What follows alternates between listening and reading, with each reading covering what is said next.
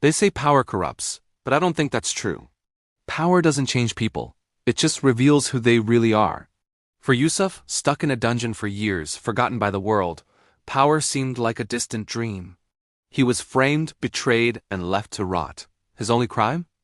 Interpreting a dream for a fellow prisoner, who then forgot all about him once he was free.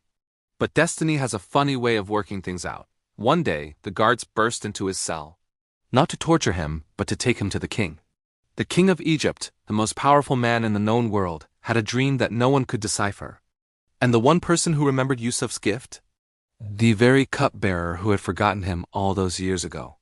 Yusuf was brought before the king, and with divine insight, he didn't just interpret the dream, he laid out a full-blown economic plan. He predicted 7 years of incredible harvest, followed by 7 years of devastating famine that would cripple the entire region. The king was blown away. He saw something in Yusuf, not just intelligence, but integrity, wisdom, and a profound sense of character. He didn't see a prisoner, he saw a leader. In an instant, Yusuf went from the dungeon to the palace.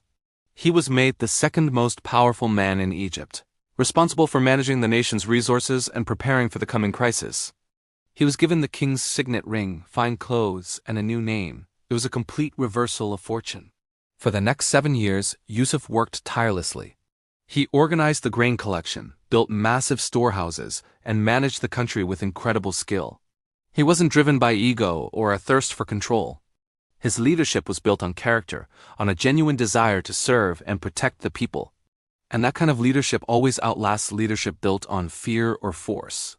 Then, just as he had predicted, the famine hit. It wasn't just in Egypt. It spread across all the surrounding lands. People came from everywhere, desperate for food, because they heard that only in Egypt was there grain. The system Yusuf had built was working. He was saving nations. One day, a group of 10 men, foreigners, arrived at the storehouses, bowing before him, pleading for food. As they looked up, their faces etched with hunger and desperation, Yusuf's heart stopped. He knew these faces. He knew them better than anyone. They were his brothers. The very same brothers who had sold him into slavery all those years ago. They had no idea who they were bowing to. What will he do now? Find out in the next episode. The moment that defined humanity. Make sure you subscribe so you don't miss it.